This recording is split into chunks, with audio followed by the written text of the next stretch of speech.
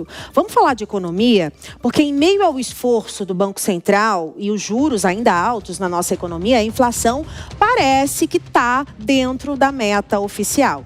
Esse é um assunto, é claro, para a nossa comentarista Denise Campos de Toledo, que chega ao vivo agora, direto da nossa redação. Oi, Denise, boa tarde. O que a gente pode esperar, então, para esse fim de ano? Boa tarde, Márcia. Boa tarde a todos que nos acompanham. Pois é, saiu a inflação oficial, o IPCA do mês de novembro, com variação de 0,18%.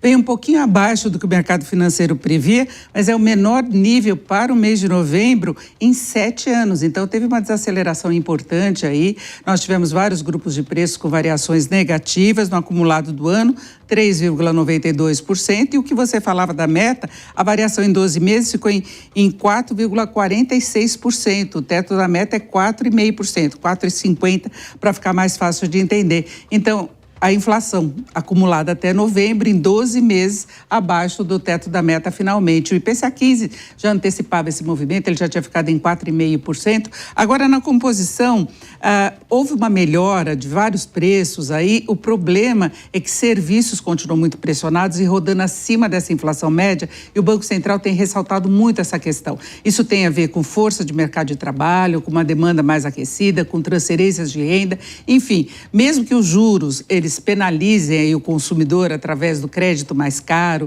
já levou ao aumento da inadimplência e também aumento do endividamento das famílias, tem esse outro lado compensando, que é o aumento salarial, que tem o aumento do emprego, né? Nós temos a taxa de desemprego aí no menor nível da série histórica. Então, em novembro, 5 de 9 grupos de preços subiram. Despesas pessoais, 0,77%. Em despesas pessoais, teve influência aí de alguns custos relacionados, inclusive à COP30. Belém foi o que registrou as maiores variações aí quando se pensa em despesas pessoais. Hospedagem, por exemplo, Belém bateu recorde. O índice é calculado nas principais capitais do país.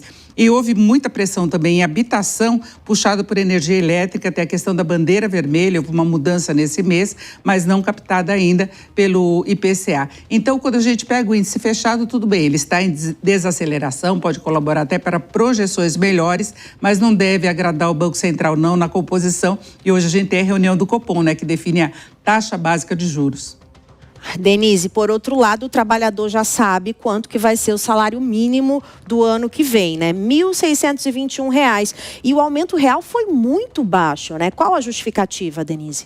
Para começar, o aumento real ele tem um limite que é fixado pelo arcabouço, não é, que não pode passar de 2,5%, então tem que ficar entre 0,6% e 2,5%. O arcabouço define as regras para as contas públicas, limite de gastos do governo. Mas a referência para o cálculo desse reajuste é o INPC, que veio até mais baixo do que o IPCA. A gente estava falando dessa queda da inflação, ele subiu apenas 0,03% em novembro, acumulando 4,18% em 12 meses. Então, é uma variação menor.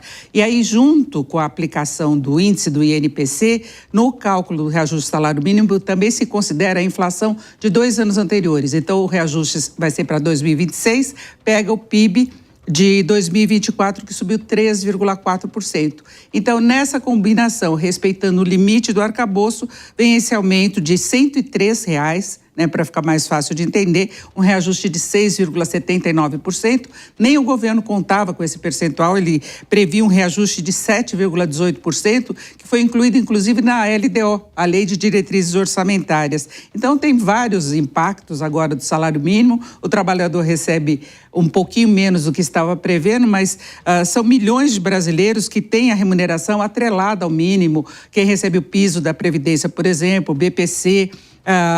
Então, tem um impacto também sobre as contas públicas, além das pessoas que recebem esses benefícios sociais.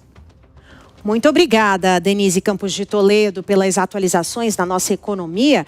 Agora, 3h29. Vamos para a JP nas redes, que é a tela com a sua opinião aqui na Jovem Pan.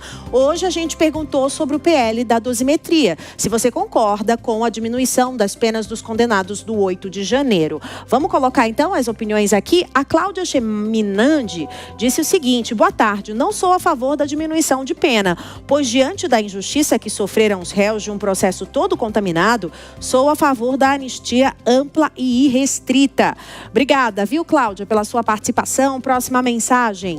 Juarez, nadam e morrem na praia. Aprovam na Câmara dos Deputados e no Senado, depois cai na mão do presidente, que acaba vetando a redução de pena para Bolsonaro. Juarez, vai ser difícil. Obrigada, viu, pela sua participação.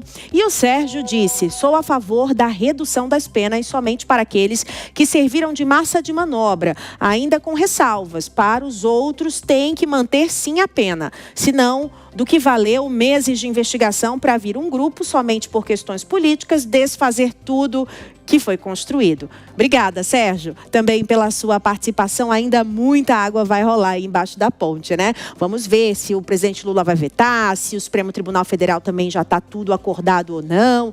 Vamos continuar as apurações.